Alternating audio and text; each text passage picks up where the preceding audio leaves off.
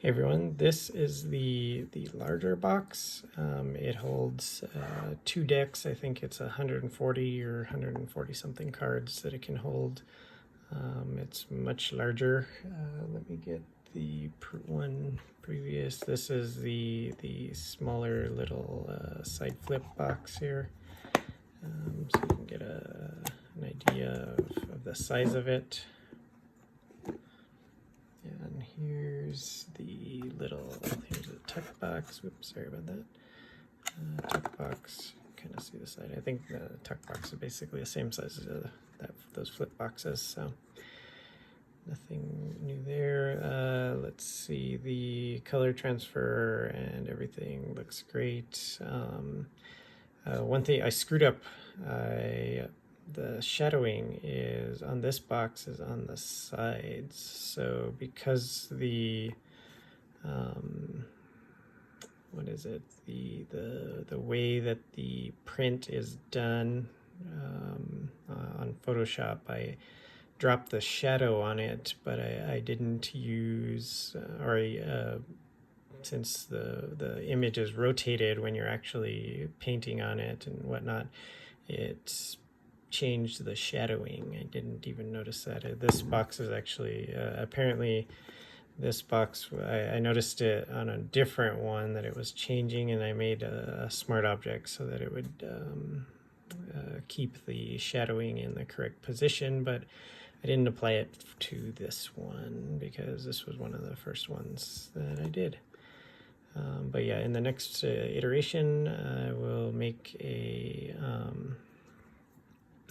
what's it called? I will make sure that the shadowing is on the correct side for all of the logos. Let's see, the image transfer is actually really spot on for this one. The sides are almost identical to what was put on. I assume since it's a bigger image or a bigger box, it might be a little bit easier to work with by hand. Yeah, see, so in the previous video there was some stuff kind of in the box here.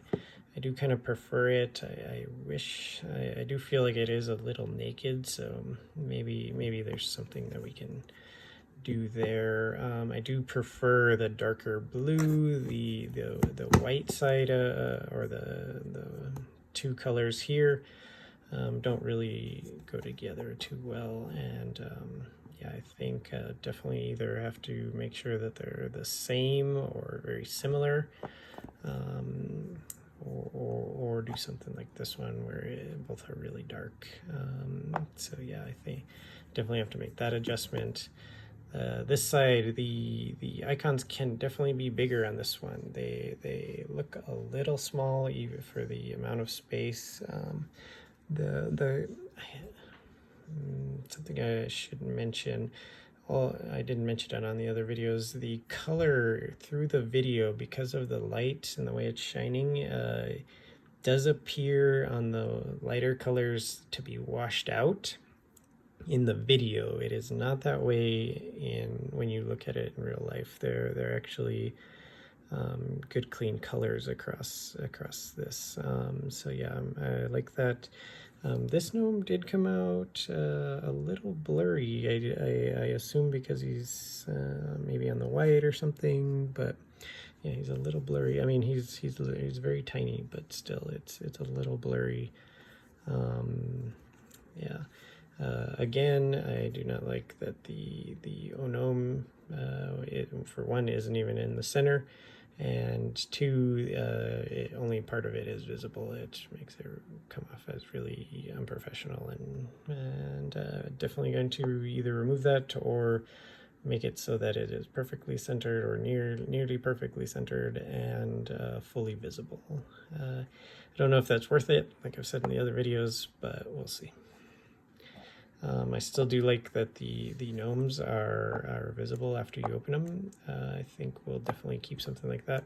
For this box in particular, it does not go all the way down, so there is a lip there.